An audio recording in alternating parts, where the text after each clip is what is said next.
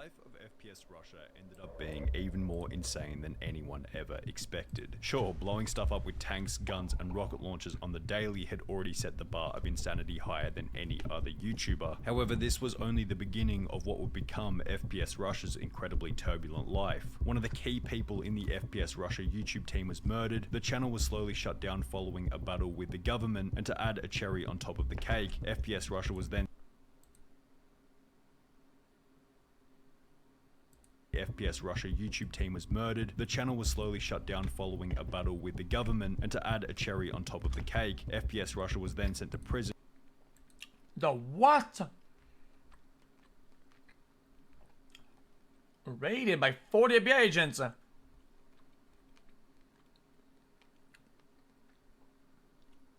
Top of the cake, FPS Russia was then sent to prison for a variety of different reasons, in the process losing his $400,000 gun collection. It's probably safe to say that in the beginning, Kyle Myers, the creator of FPS Russia, wouldn't have expected any of this. He wouldn't have expected that his channel would become the 9th most subscribed on all of YouTube in late 2012, and definitely wouldn't have expected that it would eventually land in prison. So how did he fall into such an unbelievable position? Well, the Russian gun shooting gimmick was actually started for somewhat of a hilarious reason. Kyle Myers, the creator of FPS Russia, had been uploading Call of Duty Modern Warfare 2 videos, pretending to be a Russian man by the name of Dmitry Potapov, at a time when, for some reason, badass Russians were just a prominent part of popular culture. Hello, my name is Dmitry Potapov, and I've been making gameplay commentaries for a very short time, but happily, everyone seems to love my video. I have 6,000 subscribers. Despite completely faking the Russian element of his persona, there was another part of his act that was completely and utterly real: his love for guns. Kyle had been living on a farm in the US state of Georgia, on which he owned a grand total of 53 guns, and after feeling as though Call of Duty did a poor job of accurately depicting how these firearms worked in real life, he'd make it his mission to display the difference between guns in gaming and guns in real life. In an interview from November 2010, Kyle would state, "There are just so many unrealistic things in the Call of Duty games that I wanted to see if any of them could actually be done in real life." FPS Russia would create a real-life version of the explosive RCXD car from Black Ops, while also test firing many other guns from Call of Duty, such as the MP5, Tommy gun, and AUG assault rifle, all of which being done over the top of his fake Russian accent that was being further popularized, at least in part, by Nikolai from Black Ops Zombies at around the same time. These videos were uploaded and interwoven with his Call of Duty gameplays, but with his real-life gun videos gaining more than 80,000 views a video, and his Call of Duty videos gaining between 20,000 and 40,000 views a video, it makes sense as to why FPS Russia would then discontinue the Call of Duty gameplay and start doing nothing besides shooting different guns for the viewers of his YouTube channel. Fair enough. Hello my friends, this is FPS Russia again. In the last video, everyone wanted to see F2000 kill Justin Bieber, but many people wanted to see a 50 caliber Desert Eagle. Only a few weeks after making the switch to exclusively posting real-life content, FPS Russia began to grow unbelievably quickly. His 50,000 subscribers turned into 250,000 after only 4 months, which then turned into 1 million subscribers only 4 months after that. His popularity gave him the opportunity to showcase bigger and better weapons, which then helped his channel to grow even more, creating a cycle ensuring that the channel would seemingly thrive forever. In December 2012, only 2 years after he began posting IRL content, FPS Russia would peak as YouTube's 9th. I was a big fan of the explosive ammo and shit like that he would throw onto like get bales of gas or some shit and we go subscribe channel with a little over 3 million followers. However, 2 months after achieving such a milestone, a tragic event occurred that would completely and utterly derail the future and success of the FPS Russia channel. In order to source all the guns used in the FPS Russia videos, someone in the group needed to have a federal firearms license. This very specific license, which allowed the individual who held it to engage in business relating to the manufacture of ammunition or firearms, was held by a man named Keith Ratliff. Being the owner of the team's federal firearms license, the co-founder of FPS Russia, a gun store owner, and a part owner in a custom firearms business named FPS Industries, Keith Ratliff was integral for the channel to have a constant flow of new and novel weapons. So when he was found dead with a bullet in the back of his head on the 3rd of January 2013, only 2 weeks after FPS Russia became one of the most subscribed channels on all of YouTube, it's really no surprise that everything plunged into a state of chaos. Not only had FPS Russia's life flipped upside down overnight following the murder of a friend who regularly appeared in the videos, but he had also lost the individual responsible for sourcing the channel's firearms. Following Keith Ratliff's death, the FPS Russia channel would go completely silent, presumably to mourn the death of their team member and to figure out how they would continue to source new guns for the channel. FPS Russia wouldn't return for another 2 months, but with the passing of time, he stated that he was ready to get back into making content. And we're back in action. So as many of you know, we lost a member of the team about a month ago, but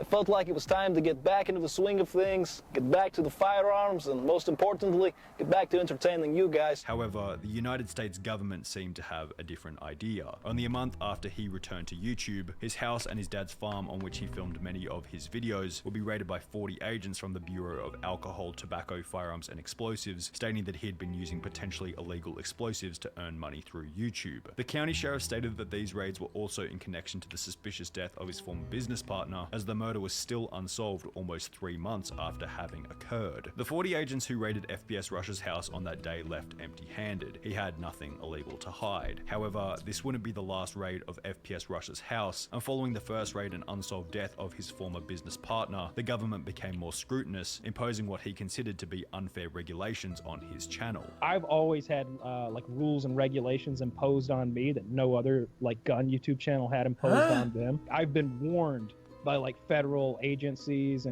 and like district attorneys and stuff that like, don't do this or we'll come and get you. FPS Russia was now fully aware that the government had a close eye on his YouTube channel, so possibly fearing further legal ramifications, in the same month that his house had been raided and a month after Ratliff's death, FPS Russia would delete 33 million views worth of videos from his channel, then go on yet another hiatus. However, this break would last for not 1, 2 or 3 months as it had previously, but rather he would go completely silent on all social media for 9 whole months. And it has been a very long time since we've uploaded the video, and it's been a while since I've posted on social media as well, and I wanted to first of all explain that I've been through so many times where I've been trying to set up production days, working with film crews, working with high-speed stuff, and everything fell through. With 9 months being the equivalent to about 9 years in YouTube time, upon returning from his hiatus, the channel had unsurprisingly slowed quite dramatically. His subscriber growth had dropped from 200,000 a month to between 50 and 100,000 per month, while his viewership dropped from approximately 15 million per month to around 7 million per month. The monthly viewership and subscriber drop of around 50% was actually somewhat mild, considering he took close to a whole year off. Guys,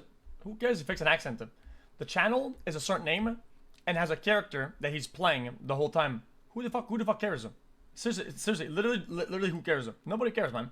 However, a drop in his monthly view and subscriber count wasn't the only YouTube related problem that FPS Russia had been facing. Overhead's crazy for one thing.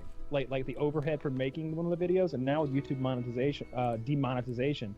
That makes it real hard. Throughout 2015 and 2016, YouTube monetization rules were changing, and from what FPS Russia said in the previously shown clip, the changes were clearly affecting his channel, making a profitable production harder and harder to produce. Now there's no hard evidence for this, but FPS Russia may have also been growing tired of the same old video format. Putting on a Russian accent, introducing a gun, saying that the target is gonna have a bad day, then blowing it up over and over again, must have been getting monotonous as his channel was approaching 5 years of age. This might explain as to why the quantity of uploads declined dramatically. In 2015, he would upload a total of only 9 videos, equaling less than 1 per month, but while the video uploads were decreasing, the gun collection definitely wasn't. And the fact that FPS Russia had so many firearms registered, holding the highest license available, meant that any government agency could turn up at his house at any time and search his things for even the most minor of suspicions. Because of the types of firearms that I owned, we're able to search my house regardless. You didn't have a regular license, you had a super license. No, yeah, I had the highest level of licensing for everything. You're kind of on a database of like, oh, this guy has this, they have the right to come in. FPS Russia had been seen by police wearing a pair of shorts, which apparently gave them authority to search his house as they had 4 years previously. They wrote a warrant that said they were able to search my home due to the fact that I was wearing shorts. This time, however, the feds would not leave empty-handed and rather found a small amount of hap.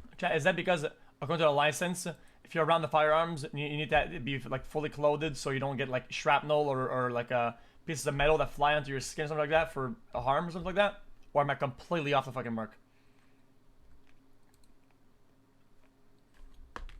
found a small amount of hash, ultimately resulting in a prosecution as only Wait, they did what?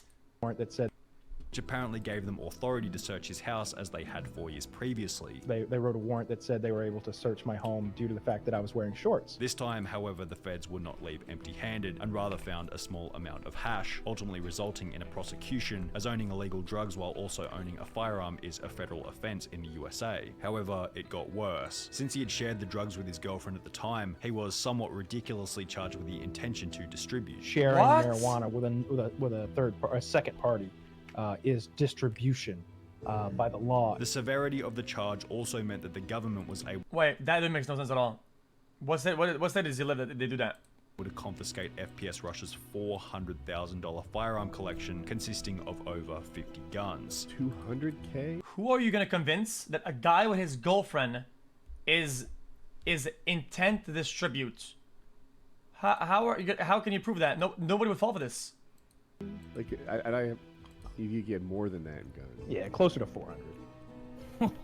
They took $400,000 worth of guns? After almost 2 years of back and forth legal discussion, FPS Russia was sentenced to 56 days in federal prison with a $7,500 fine and 2 years probation upon release. He would be released from prison in October 2019. However, in the process, he lost his gun collection, a bit of his dignity, and as comical as it sounds, his Russian accent. The fact that FPS Russia was on probation for 2 years meant he wasn't allowed access to any type of firearm. Obviously, felons aren't allowed firearms, but people What who are on the- probation aren't allowed like anything. Like I can't even have like pepper spray. And therefore there was no way for the FPS Russia videos to continue legally. Yeah, I'm a felon. I can't get guns until Ever like, again?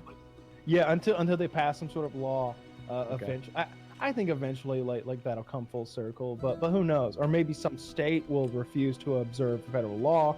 Or I might just go to another country. Well, Like I'm willing to do any of the three. Kyle Myers Doesn't matter if you agree with weed or not or whatever. This is just fucking stupid. has impressively That's just maintained his dumb. success on YouTube as a host of the incredibly popular PKA or Painkiller Already podcast. However, unfortunately, the same cannot be said for everyone's favorite Russian, Dmitry Potapov. FPS Russia's final video is uploaded to the channel on the 17th of April 2016, and as mentioned, unless there's a change to laws surrounding gun ownership for felons, or he decides to move to another country, it's unlikely that this will change anytime soon. I mean, you wouldn't be able to move to a country and get a super license over there, right?